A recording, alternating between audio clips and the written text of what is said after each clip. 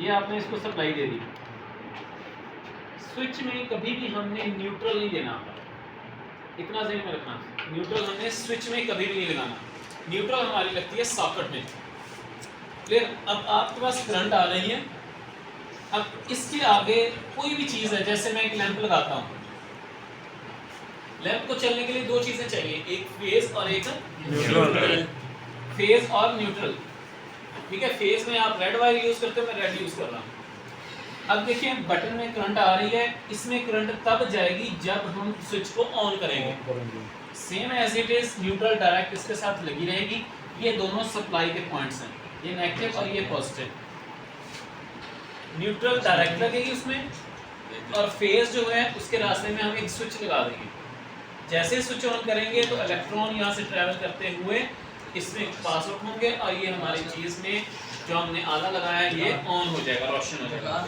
ठीक है, स्विच का काम समझ आ गया? Yes sir. अब ये स्विच से हम तो सिर्फ खाली बटन या बल्ब नहीं कंट्रोल करते, एक बटन से हम कुछ भी चीज़ें, कोई भी चीज़, हसन बस जैसे मैंने ये बटन लगाया, इससे मैंने ये कंट्रोल करना है एक पंखा, तो यही सप्लाई मैं जो अपने आपके सीलिंग फैन को, जो फैन आपका लगा हुआ है, इसको मैं दे सकता हूँ, और neutral as it is direct जो होगी वो आपकी आ जाएगी।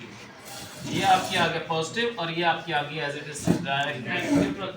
अब देखो बटन वही है, उसी बटन से मैंने लाइट कंट्रोल की, उसी बटन से मैंने पंखा कंट्रोल कर लिया। समझ आ रही है ना इस चीज़ की? अब मैं एग्जांपल देता हूँ कि मेरे पास हैं 3 बटन, बिल्कुल मैं आसान तरीके से समझा रहा हूँ ताकि आप लोगों को समझ आ रहे। हमारे पास है 3 बटन, एक स्विच, दूसरा स्विच, तीसरा स्विच। ठीक है, हमारे पास 3 स्विच हैं, 3 चीजें हैं हमारे पास। एक आपके पास लाइट लगी हुई है, एक आपके पास फैन है, दूसरा है आपके पास यहाँ पर फिर लाइट है। 3 लाइटें हैं। अब आपने इन तीनों को सप्लाई देनी है। हमने सप्लाई के लिए यूज करते हैं सिर्फ फेज से, बटन जो हम लगाते हैं वो फेज में लगाते हैं, न्यूट्रल बटन में नहीं लगाते। ठीक है, आपने क्या करना है, सबसे पहले जो आपकी सप्लाई आ रही है, जो मेन सप्लाई जो तार में आ रही होती है, करंट आ रहा होता है जिसमें, उसको मेन पावर सप्लाई वायर बोलते हैं। ठीक है, मेन आपकी ये आई, मेन आके आपने इस बटन में दे दी। अब इस बटन को इनपुट मिल गई जी सर, जैसे इसकी पतरी जोड़ूंगा तो उसकी आउटपुट भी निकलने लग जाएगी, ऐसे ही। अब इसी से मैंने जंपर डाला और इस बटन को दे दी। अब आपकी करंट जो है इस बटन से इस बटन में भी आ गई, इसको भी इनपुट मिल गई। अब इसी से मैंने जंपर डाला और इसको दे दी। अब आपके कितने बटनों को इनपुट मिल गई है? 3। अगर यहाँ पर 4 बटन होते तो चारों को ऐसे मिल जाती। इवन के अगर आप हमारे पास 10 बटन हो तो हम 10 बटनों को भी इस तरह जंपर डाल के मेन सप्लाई से वायर कनेक्ट कर सकते हैं। हो गया कनेक्शन? अब आपने क्या करना है, इसकी आउटपुट, सपोज मैं इससे कंट्रोल करना चाह रहा हूँ इस बटन से पंखा या बल्ब, मैंने ये बल्ब को आउटपुट दे दी। इस बटन से मैं कंट्रोल करना चाह रहा हूँ ये पंखा, इसको आउटपुट दे दी। इस बटन से कंट्रोल करना चाह रहा हूँ ये बल्ब, ये कंट्रोल आउटपुट दे दी। तो मेरा से सारा सर्किट को फेज मिल गया, रहेगी न्यूट्रल। ठीक है, अब न्यूट्रल के लिए क्या करना है आपने, कि डायरेक्ट इन तीनों की न्यूट्रल कॉमन कर देनी है। ठीक है, और इसकी न्यूट्रल कॉमन, और इसको हमने जोड़ देना है मेन सप्लाई के साथ। अब देखो न्यूट्रल आपकी डायरेक्ट जाके इन तमाम चीजों में मिल गई, पंखे को भी मिल गई, इस लैंप को भी मिल गई, इस बटन को भी मिल गई। अब इनको फेज तब मिलेगा जब मैं बटन ऑन करूंगा। जैसे मैं बटन प्रेस ऑन करूंगा तो मेरा करंट जो है यहाँ से पास होके इसको मिल जाएगा। जैसे ये बटन ऑन करूंगा इसमें से करंट पास आउट होके इसको मिल जाएगा। अगर ये बटन ऑन करूंगा तो इसमें से पास आउट होके इसको मिल जाएगा। अब आप एक 3 बटन का बोर्ड हो तो उन तीनों बटनों से आप 3 चीजों को कंट्रोल कर सकते हो। कर लेंगे ना, इजी है ना। अब हमारे पास होता यह है कि हमने खाली ये बटन या बल्ब यही कंट्रोल नहीं करना होता, हमने साथें भी कंट्रोल करनी होती है। ठीक हो गया? तो हम क्या करते हैं, सपोज मेरे पास ये 2 बटन हैं, और एक सॉकेट है। बैठ जाओ क्या? हमारे पास एक सॉकेट है, क्लियर? एक मैंने लगा दिया यहाँ पे डिमर। डिमर के 2 पॉइंट होते हैं, एक डिमर लग गया, 2 बटन है, एक सॉकेट है। सॉकेट में स्विचिंग नहीं होती, सॉकेट में एक न्यूट्रल लगती है और एक फेज लगता है। अब देखना, सबसे पहले फेज किसको देंगे हम? बटन को। डिमर या आपका ये जो सॉकेट है, इसको डायरेक्ट अगर बटन नहीं लगाने तब आप फेज देंगे। अगर आपने बटन लगाने हैं, आप चाहते हैं कि मैं बटन दबाऊं तो सॉकेट में पावर सप्लाई है, तो आप पहले बटन को सप्लाई देंगे। आपने इनपुट दे देनी है इन 2 बटनों को।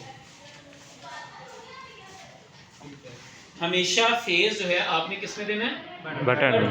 अब आपका बटन को सप्लाई मिल गई, ठीक है। अब इसकी आउटपुट से अब क्या कंट्रोल करना चाह रहे हैं? सॉकेट कंट्रोल करना चाह रहे हैं। इसकी आउटपुट से आपने तार निकालनी है और इसको दे दी। अब गौर करो, जब ये स्विच ऑन होगा तो करंट पास आउट होके इसमें आएगा ना, एज इट इज तो नहीं आएगा सॉकेट में, क्लियर? नेक्स्ट, इस बटन से क्या कंट्रोल करना है मैंने? डिमर। डिमर की एक साइड पे मैंने पावर लगा दी। जब बटन ऑन होगा तो डिमर में सप्लाई आएगी, डिमर के जरिए फिर आगे डायरेक्ट पंखे में लगा होगा। अब ये एक पंखा लगा हुआ है आपका, ठीक है।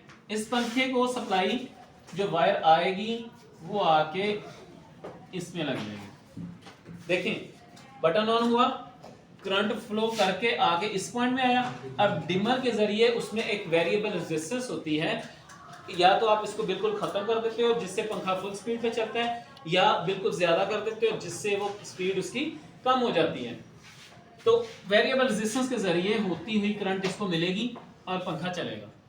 अब पंखे को रहेगी न्यूट्रल और मेन सॉकेट को भी न्यूट्रल रहेगी ना।